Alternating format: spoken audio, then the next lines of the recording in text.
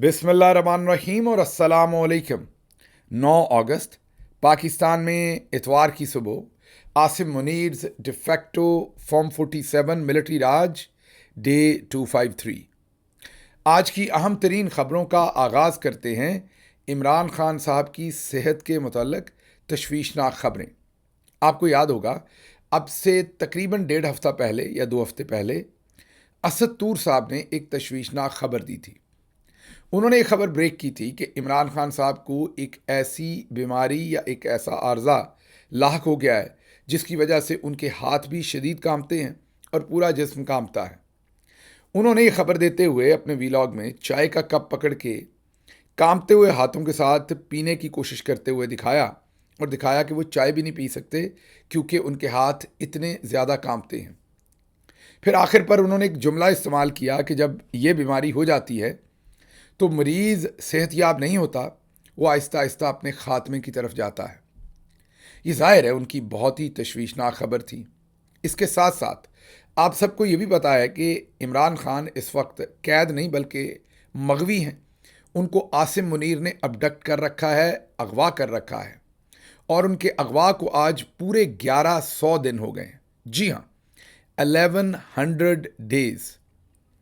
अब वो जैसी सूरत हाल में जिस जगह पर उन्हें अगवा करके रखा हुआ है वहाँ से खबर बाहर फौजी जर्नल्स की मर्ज़ी के बगैर नहीं आ सकती।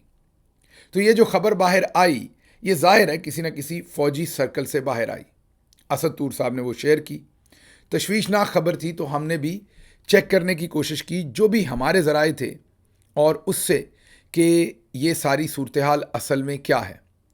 तो याद होगा मैंने पिछले हफ्ते आपके सामने पूरी जिम्मेदारी से जो मुझे ज़राए ने बताई बात वो आपके सामने रखने की कोशिश की। जाहिर है जब तक इमरान खान साहब से मुलाकात ना हो जाए हतमी तौर पर तो कुछ नहीं कहा जा सकता।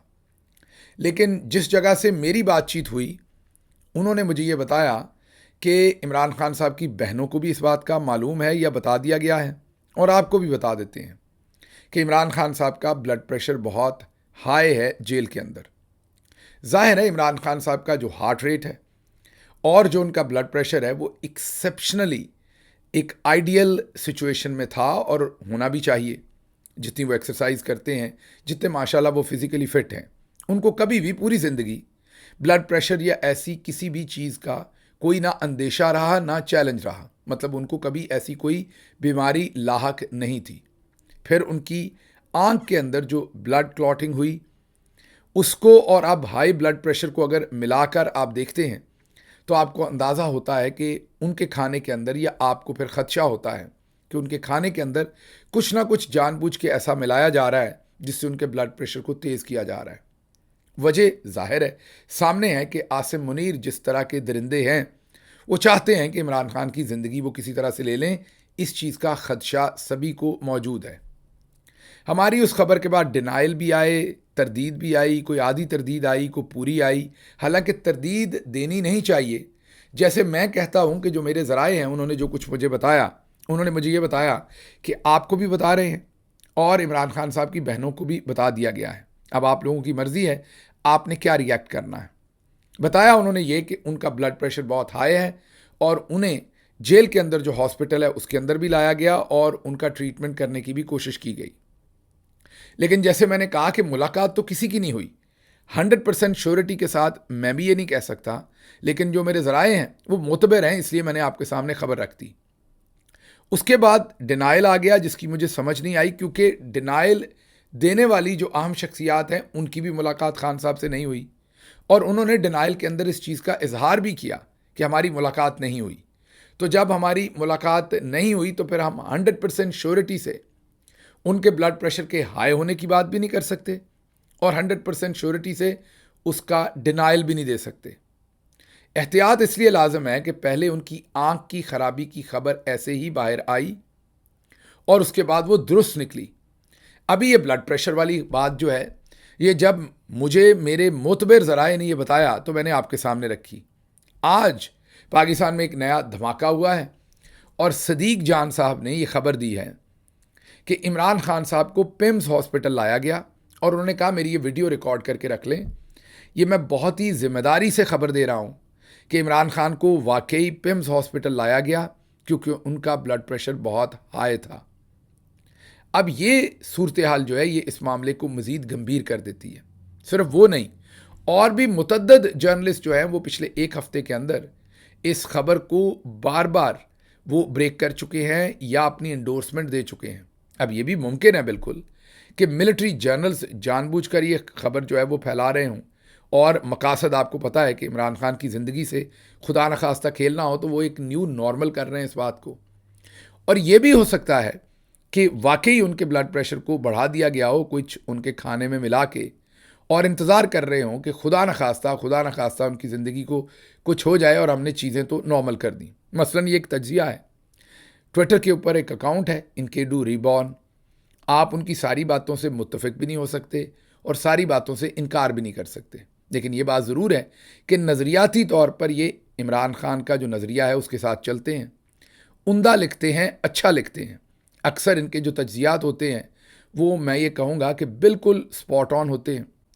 अब आपके सामने रखते हैं कि इन्होंने क्या लिखा है। ये कहते हैं कि जैसे असदुल्ला खान साहब वाली खबर फ़ौज की मर्ज़ी से ही बाहर निकल आई थी, जाहिर है क्योंकि मैंने आपको बताया कि वहाँ कंट्रोल ही सारा उनका है, तो उन्हीं की मर्ज़ी से खबर बाहर आएगी। वो कहते हैं इसी तरह सदीक जान साहब की भी जो खबर है वो फ़ौज की मर्ज़ी से ही बाहर आई है। इमरान खान का ब्लड प्रेशर इतना बढ़ा कि उन्हें पिम्स हॉस्पिटल लाना पड़ा। उसके आगे वो लिखते हैं इमरान खान की आंख का मसला बना, खबर बाहर आई, कारकुनान ने रद्द अमल दिया, अटक और खुशालगढ़ पुल बंद कर दिया गया। सुहेल अफरीदी और तहरीक इंसाफ के रहनुमा खैबर पख्तूनख्वा हाउस में खुद साख्ता महसूर हो गए। अब ब्लड प्रेशर के सबब हस्पताल जाने की खबर आई, ना तो कारकुनान पुल बंद करेंगे, ना सुहेल अफरीदी के महसूर होने की नौबत आएगी।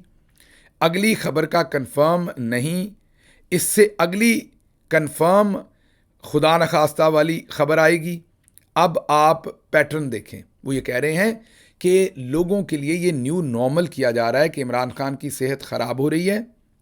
पहले लोग निकलते थे, पुल बंद होते थे, चलें और कुछ नहीं तो दिखावे के लिए खैबर पख्तूनख्वा की लीडरशिप भी खैबर पख्तूनख्वा हाउस इस्लामाबाद में आके महसूर हो जाती थी। इस बार कोई कुछ नहीं कर रहा। वो आगे कहते हैं रद्द अमल ऐसे ही कंट्रोल किया जाता है, पानी ऐसे ही टेस्ट किया जाता है। जैसे उमर अयूब को इस्तेमाल करके फ़ौज ने 8 फरवरी का जो इलेक्शन जीता, उसके बाद कोई एहतजाज नहीं हुआ था पीटीआई की तरफ से। वो कहते हैं कि जैसे उमर अयूब को इस्तेमाल करके फ़ौज ने 8 फरवरी को किसी भी किस्म के एहतजाज का रास्ता बंद किया, फिर एक लॉन्ग मार्च मुलतवी करवा कर टेम्पो तोड़ा, फिर दूसरे की दफ़ा अली अमीन से 12 ज़िले पार करवाए, तीसरी दफ़ा तक कमज़ोर सा लॉन्ग मार्च तशद्दुद और कत्लेआम से मुंतशिर कर दिया। पैटर्न देखें, एक जैसा पैटर्न है। वो कहते हैं यहाँ भी एहतजाज का पैटर्न देखें और इमरान खान की बीमारी का पैटर्न देखें, दोनों जगहों पर नॉर्मलाइज किया जा रहा है। आगे लिखते हैं मज़ीद मिसाल सुने, इमरान खान को पहली मरतबा 2 हफ्ते के लिए कैद तन्हाई में डाला, फिर कुछ वक्त के बाद महीने भर के लिए, फिर उसके बाद 6 महीने हो गए, इमरान खान के मुतल्लिक कोई भी खबर बाहर नहीं आई। अब 8 महीने हो गए, बहन से मुलाकात किए हुए, यही पैटर्न है। हर जगह एक ही पैटर्न है। वो कहते हैं नॉर्मलाइज किया जा रहा है जुल्म को बढ़ाकर। फिर वो कहते हैं कि अब सदीक जान साहब की खबर दुरुस्त है या गलत, इसका फैसला इमरान खान की अपनी बहनों से मुलाकात के बाद होगा। अगर तहरीक इंसाफ की क़यादत और खैबर पख्तूनख्वा हुकूमत में रत्ती बराबर भी गैरत मौजूद है तो कुछ ना कुछ रद्द अमल दे दें, इमरान खान की कैद तन्हाई ख़त्म करवा लें, इसे हस्पताल मुंतकिल करवा लें, वरना अगली खबर का तो इल्म नहीं, उससे अगली खबर नहायत ख़तरनाक होगी। वो ये कह रहे हैं कि नोट यहाँ कोई मखसूस जहन साजी नहीं है, ये ख़तरे की निशानदेही है। वो कहना ये चाह रहे हैं कि वो किसी एजेंडे पे नहीं है, क्योंकि आपको पता है आजकल जो सवाल उठाता है उसी पर गालियाँ शुरू कर देते हैं। तो कह रहे हैं कि मैं किसी एजेंडे पे नहीं हूँ, जहन साजी नहीं कर रहा, मैं ख़तरे की तरफ तवज्जो दिला रहा हूँ। इनका ये तज्ज़िया हकीकत के बहुत करीब है। एक न्यू नॉर्मल बनाया जा रहा है इमरान खान साहब को कैद तन्हाई में रख के। अब उनकी बीमारी की खबरें और हमारी तरफ से किसी किस्म का रिस्पॉन्स ना आना।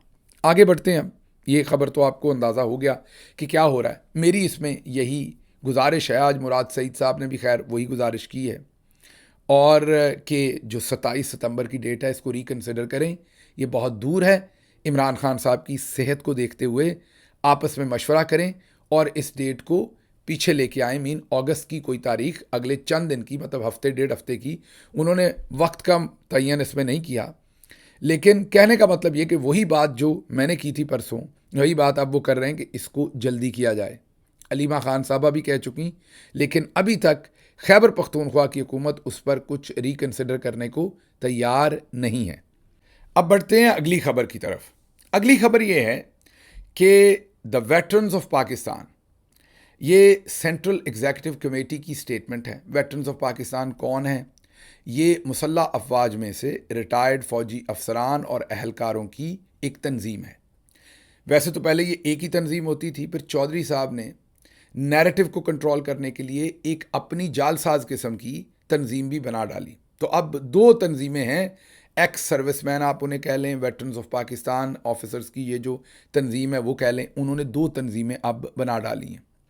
एक तंजीम जो है वो उनकी अपनी है, जैसे जर्नैली मीडिया उन्होंने बनाया हुआ है, तो वो उन्हीं के हक़ में स्टेटमेंटें देती रहती है। लेकिन जो असल तंजीम थी पुरानी, उन्होंने 2 दिन पहले 3 दिन पहले एक स्टेटमेंट दी। वो जो उन्होंने स्टेटमेंट दी असल में 31 जुलाई को, 2 दिन 3 दिन मैंने कह दिया माजरत, 31 जुलाई को उन्होंने स्टेटमेंट दी। उस स्टेटमेंट में उन्होंने ये लिखा था कि ये जो फ़ौज है मौजूदा, ये जो काम कर रही है, ये हमारे वाली फ़ौज नहीं है, हम इस फ़ौज को नहीं जानते। उन्होंने कहा कि जिस फ़ौज में हमने सर्व किया, क्योंकि फ़ौजी अफसरान है वो सारे रिटायर्ड, ये वो फ़ौज नहीं है। और वजूहात उन्होंने सारी पर नीचे लिखी। जो मौजूदा मिलिट्री जनरल्स जो गैर कानूनी काम कर रहे हैं और फ़ौज से करवा रहे हैं और फ़ौज को जंगों के अंदर धकेल रहे हैं और हमारे जवानों को शहीद करवा रहे हैं, उस पर उन्होंने एक बड़ी तगड़ी स्टेटमेंट दी कि ये हमारे वाली फ़ौज नहीं है, ये वो फ़ौज नहीं है जिसे हम जानते हैं, और ये फ़ौज पाकिस्तान के मफाद के लिए काम नहीं कर रही। तगड़ी स्टेटमेंट थी। उसके बाद उनके ऊपर क्रैकडाउन शुरू हो गया। उनके जो सेक्रेटरी जनरल थे उनको उठा लिया गया। आगे चल के आपको उनका नाम भी बताते हैं। अब उन्होंने एक नई स्टेटमेंट जारी की है वेटरन्स ऑफ पाकिस्तान ने। उन्होंने ये कहा है कि उनके जो सेक्रेटरी, जनरल सेक्रेटरी और सेक्रेटरी इंफॉर्मेशन है, उनका नाम है मेजर रिटायर्ड मोहम्मद शहबाज अनवर सुलहरिया। उन्होंने कहा है कि उनकी एक तो पेंशन बंद कर दी गई है। अब ज़रा गौर कीजिए, मैं आपको कहता हूँ ये माफिया हैं, ये जनरल्स, ये इदारा थोड़ी रह गया, इदारे ऐसे थोड़ी करते हैं। अब गौर कीजिए कि ब्यूरोक्रेसी में उन्होंने इतने सिस्टम अपने लिए रखे हुए हैं कि एक डीसी को हटाना है तो इतने सिस्टम है कि डीसी हटता ही नहीं है। मीन पोजीशन से तो हटा देंगे, लेकिन ब्यूरोक्रेसी से तो ओएसडी कर सकते हैं, तनख्वाह उसे फिर भी मिलेगी। इतने चेक एंड बैलेंस है ब्यूरोक्रेसी के अंदर। मैं जब आपको कहता हूं ना कि एक जो कोर कमांडर है वो बेचारा डिप्टी कमिश्नर से भी ज्यादा कमजोर है। डिप्टी कमिश्नर तो बहुत कुछ अपनी मर्जी से कर सकता है, असिस्टेंट कमिश्नर बहुत कुछ अपनी मर्जी से कर सकता है, चीफ सेक्रेटरी जो है वो एक असिस्टेंट कमिश्नर का क्या कर सकता है? ज़्यादा से ज़्यादा पोजीशन से हटा देगा, तनख्वाह नहीं उसकी बंद कर सकता वो। मतलब करेगा भी तो 5 मिनट में कोर्ट जाएगा, ट्रिब्यूनल जाएगा, खुलवा लेगा। ये जो बेचारे कोर कमांडर हैं, इन्हें तो 7 सेकंड में आर्मी चीफ फारिग कर सकता है, ओहदे से भी हटा सकता है, फौज से भी निकाल सकता है, कोई पूछने वाला नहीं है। बिला शिरकते गैर इक्तदार है, बादशाह सलामत हैं। ये सभी कोर कमांडर जो हैं वो उनकी एक आंख के इशारे के मोहताज हैं। ये बेचारे ना किसी से मिल सकते हैं, ना कोई स्टेटमेंट दे सकते हैं, ना सांस ले सकते हैं, ना सोच सकते हैं, और जो करेगा उसका हाल वही किया जाएगा जो आप सबको पता है कि 2 कोर कमांडर्स के साथ पहले किया जा चुका है। तो मैं ये आपको बता रहा हूं कि कोर कमांडर आम सिविल जो ब्यूरोक्रेसी है उसमें जो सबसे निचले लेवल का ऑफिसर होता है उससे भी कमज़ोर है। असल में वो अपनी मर्जी से कुछ नहीं कर सकता। हल वही है जो मैं बार बार आपको दे रहा हूं।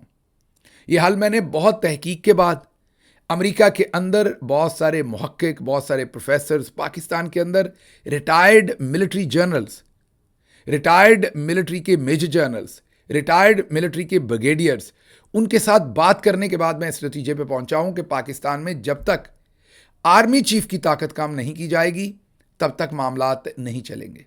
सारे कोर कमांडर्स को बराबर करना पड़ेगा, एक जैसी ताकत होगी सबके पास, सब अपनी अपनी कोर को संभालेंगे। आर्मी चीफ नहीं होगा जैसे अमेरिका में नहीं है। जो तमाम आपके कोर कमांडर्स हैं वो आपके प्राइम मिनिस्टर को डायरेक्ट रिपोर्ट करेंगे। प्राइम मिनिस्टर उन्हें लगाएंगे, प्राइम मिनिस्टर उन्हें हटाएंगे, प्राइम मिनिस्टर उनकी तनज़्ज़ुली करेंगे। प्राइम मिनिस्टर, जो भी प्राइम मिनिस्टर हो, जिसको भी अवाम ने चुना हो, प्रेसिडेंशियल सिस्टम है या प्राइम मिनिस्टर का सिस्टम है। अमेरिका में प्रेसिडेंशियल सिस्टम है, सारे कोर कमांडर उन्हें रिपोर्ट करते हैं। जाहिर है यहाँ कोर कमांडर नहीं कहते, लेकिन सारे वो कोर कमांडर के तरह की ही पोजीशन है यहाँ भी, वो सारे उनको रिपोर्ट करते हैं। अब जब ये हो जाएगा तो जो 111 ब्रिगेड जैसे आप कहते हैं, या कोर कमांडर जो एक ख़ास है जो ये फैसला कर सकता है कि मैंने मार्शाला लगानी है, तो अगर उस टाइम आर्मी चीफ तो कोई होगा नहीं, अगर ये सिस्टम हो तो फिर एक लगाएगा तो उसको पता होगा दूसरे वाला अपनी लगा लेगा, तीसरे वाला अपनी लगा लेगा। तो जब ये ताकत का तवाज़न ही ऐसे होगा कि हर कोर कमांडर के पास अपनी मुकम्मल ताकत होगी, और अगर एक गवर्नमेंट के खिलाफ कोई इनिशिएटिव लेता है तो दूसरा उसको जाके पकड़ सकेगा, और ये सभी अलग अलग प्राइम मिनिस्टर को रिपोर्ट करेंगे। तब जाके ये गुंडागर्दी ख़त्म होगी और जिस मामले के अंदर हम फंस गए हैं उसमें से निकल पाएंगे। अब मसलन यही देखिए, हमारी बात तो आप छोड़ ही दीजिए, अब ये अपने अफसरान के साथ क्या कर रहे हैं। ये जो जनरल सेक्रेटरी और सेक्रेटरी इंफॉर्मेशन है, the veterans of Pakistan central executive committee अब कहती है कि इनका नाम मेजर रिटायर्ड मोहम्मद शहबाज अनवर सुलहरिया है, और इनकी 15 महीने से पेंशन जो है वो बंद की हुई है, और जो कि इलीगल है और वायलेशन है जो कॉन्स्टिट्यूशनल राइट्स हैं आर्टिकल 23, 24 और 25 के। अब उन्होंने डेडलाइन दी है वेटरन्स ऑफ पाकिस्तान ने कि सितंबर 1 सितंबर 2026 तक अगर इनकी पेंशन की कंप्लीट रेस्टोरेशन ना हुई तो वो लीगल एक्शन लेंगे और सुप्रीम कोर्ट ऑफ पाकिस्तान में जाएंगे सितंबर 2 को 2026 को, और कोर्ट में पिटीशन करेंगे कि उनकी पेंशन को भी रिस्टोर करें, और जुडिशल कमीशन बनाएं और इन्वेस्टिगेट करें कि ये जो सुलहरिया साहब हैं, जो मेजर रिटायर्ड ये सुलहरिया साहब हैं, इनको अबडक्ट भी किया गया, इन पर तशद्दुद भी किया गया, मतलब उन्हें मारा पीटा भी गया, और उनकी पेंशन भी बंद कर दी आसिम मुनीर ने। मतलब आसिम मुनीर एक माफिया की तरह काम कर रहे हैं। फौज के अंदर भी जो सांस लेता है उसको भी पकड़ लेते हैं। ये रिटायर्ड मेजर साहब जो वेटरन्स ऑफ पाकिस्तान के थे, स्टेटमेंट जारी करना इनका कसूर बन गया, इनको उठा के मारा पीटा गया, अबडक्ट किया गया और इनकी पेंशन बंद कर दी गई। अब यहाँ पर हम दूसरी तरफ आते हैं, प्रॉब्लम्स बताते हैं, उसका सोल्यूशन भी तो बताना है ना। अब ये जो सुलहरिया साहब हैं, ये एक मेजर से रिटायर्ड हुए रैंक से, और पेंशन होगी। ज़ाहिर है इनके मरियम नवाज़ की तरह इनके पास उस तरह का माल पानी पैसा तो है नहीं, या बिलावल जरदारी की तरह, इनका तो अपनी पेंशन पर ही गुजारा होगा। तो इन्होंने सच और हक की बात तो की, मार भी खाई, अबडक्ट भी हुए, पेंशन बंद है, घर कैसे चलेगा, बिजली के बिल, बच्चों का खाना, वो सब कुछ कैसे चलेगा। तो वहाँ हमारी जिम्मेदारी है।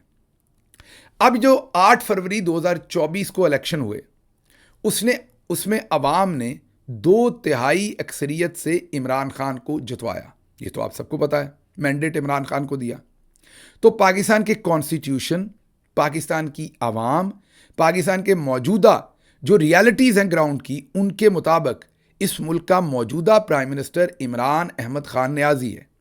यह अलग बात है कि आसिम मुनीर ने उन्हें अबडक्ट करके, उन्हें अगवा करके जेल में रखा हुआ है, लेकिन प्राइम मिनिस्टर तो वही बनते हैं क्योंकि अवाम ने 2/3 अक्सरियत मुल्क के तूलो अर्ज में, पूरे मुल्क में, किसी एक खित्ते में नहीं, पूरे मुल्क में उनको दी है। अब वो जेल में हैं। अगर वो आज़ाद होते तो वो मेजर साहब के लिए पोजीशन लेते, वो जेल में हैं। उनके फॉर्मर चीफ ऑफ स्टाफ के नाते जो पावर्स उन्होंने मुझे दी थी, या अगर इस वक्त वो प्राइम मिनिस्टर होते और मैं उनके साथ होता, तो जो पावर्स मेरे पास होनी थी उनकी दी हुई, उनके तहत मैं ये ऐलान करता हूं कि हम यहां से जब तक मेजर साहब को पेंशन नहीं दी जाती, अगर कानून इजाज़त देता है, और ये मैं लफ्ज़ कानून इजाज़त देने वाला इसलिए इस्तेमाल कर रहा हूं कि ये हम पर या मेजर साहब पर नया इसकी वजह से कोई केस ना बना दे, तो अगर कानून इजाज़त देता है और मेजर साहब जो हैं या वेटरन्स ऑफ पाकिस्तान इसे एक्सेप्ट करते हैं, तो जब तक ये उनकी पेंशन नहीं देंगे, 1 सितंबर से ऑनवर्ड उनकी पेंशन जो है वो हम अदा करेंगे। इसमें 25% मैं कंट्रीब्यूट करूंगा, बाकी मेरे कुछ दोस्त हैं जो कंट्रीब्यूट करेंगे। मैं अपना कंट्रीब्यूशन उन दोस्तों को पहुंचा दूंगा, वो आगे पूरी पेंशन करके मेजर साहब को पहुंचा देंगे। लेकिन शर्त यह है कि मेजर साहब इसे ग्रेसफुली एक्सेप्ट करें। ये उन पर कोई एहसान नहीं है, ये उन पर कोई मेहरबानी नहीं है। मैं ये जिम्मेदारी इसलिए समझता हूँ कि इमरान खान प्राइम मिनिस्टर हैं इस मुल्क के, वो मगवी हैं। अगर वो आज़ाद होते तो वो आपके लिए अहकामात जारी करते अगर वो प्राइम मिनिस्टर के दफ्तर में होते। अब वो नहीं है। उनके फॉर्मर चीफ ऑफ स्टाफ के नाते जो पावर्स उन्होंने मुझे दी थी, उनके नाते मैं ये फैसला कर रहा हूं या मैं ये इख्तियार इस्तेमाल करते हुए वो उनकी इजाज़त के साथ आपकी पेंशन के ऊपर हम ये फैसला कर रहे हैं। मैंने कुछ दोस्तों से बात की है जो बहुत ही मुतबर पाकिस्तानी हैं, बैरून मुल्क रहते हैं। उनमें से एक ने जिम्मेदारी ली है, उन तक मैं अपना हिस्सा पहुंचाऊंगा। बाकी वो आप ये सारे आपके भाई हैं, कोई आपसे छोटा है तो कोई आपसे बड़ा है। और जब आपको पेंशन मिलेगी आप इनको लौटा सकते हैं या ये पैसा किसी चैरिटी में दे सकते हैं। हम आपके साथ इसलिए खड़े हो रहे हैं कि हमारे मुल्क में ये रवाज नहीं है कि जो असूल के लिए खड़े होता है हम 1 मिनट के लिए वाह वाह वाह वाह, वेरी गुड, सुभान अल्लाह, माशाल्लाह, बिस्मिल्लाह, आप हीरो हैं, हमें आप बड़े पसंद हैं। ये भी मेहरबानी है लोगों की कि ये लोग ये लिखते हैं, एंड दैट्स इट। कोई पूरे तरीके से जो बंदा जुल्म के खिलाफ खड़ा होता है उसके साथ नहीं खड़ा होता। तो ये बड़ा ज़रूरी है, इसलिए ये पैगाम चला जाए वेटरन्स ऑफ पाकिस्तान। मैं उनसे रब्ता भी करूँगा और जो वो हुक्म करेंगे उसके बाद we will move forward with that. आगे चलते हैं।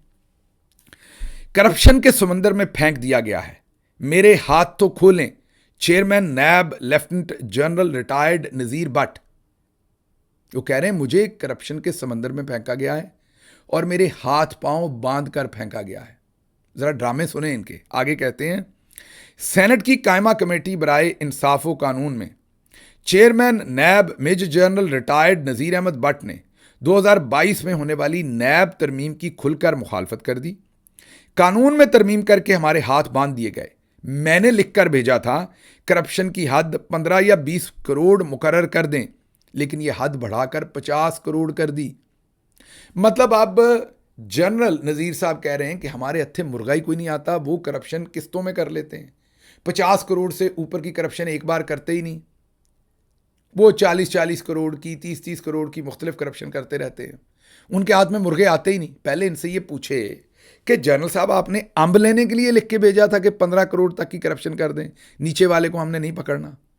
ये आपके अब्बे का मुल्क है या फुफड़ का मुल्क है कि आपको किसी ने ये राइट दिया था कि आप 1 करोड़ की करप्शन वाले को नहीं आपने पकड़ना, 15 वाले को पकड़ना? ये किसने आपको इस्तेहकाक दिया था?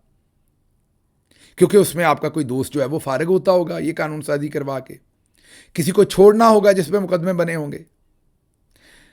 तो अब आगे सुनिएगा। ऑडिटर जनरल की रिपोर्ट के मुताबिक मुल्जमान से वसूल शुदा 4 करोड़ 69 लाख, तकरीबन 5 करोड़ की रकम सरकारी खजाने में जमा करवाने की बजाय चेयरमैन नैब, ये जनरल भट्ट साहब ने, नज़ीर भट्ट साहब ने जाती अकाउंट में जमा करवा ली।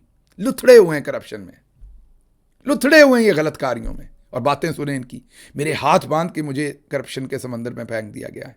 आप खुद ही सरकार मगरमच्छ हैं इस समंदर के, इस करप्शन के समंदर के आप ही मगरमच्छ हैं, बल्कि वेल हैं आप, और वो भी ब्लू वाली। सो आगे चलते हैं। अब याद रखना आपने कि यही नैब के चेयरमैन लेफ्टिनेंट जनरल रिटायर्ड नज़ीर अहमद भट्ट हैं जिन्होंने अपनी तैनाती के फौरन बाद आलाकार बने आसिम मुनीर के, जनरल बाजवा के और बुशरा बीबी को निशाना बनाया, नवाज शरीफ और इमरान खान को निशाना बनाया, और नवाज शरीफ, शहबाज शरीफ, जरदारी और पीडीएम के तमाम वुज़रा के करप्शन के केसेस को इन्होंने ख़त्म किया।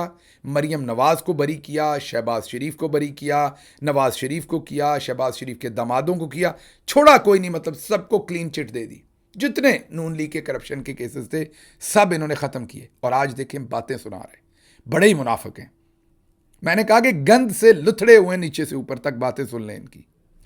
आगे बढ़ते हैं, अगली खबर आपके सामने रखते हैं। लकी मरवत में पुलिस और अमन कमेटी फौज के आमने सामने।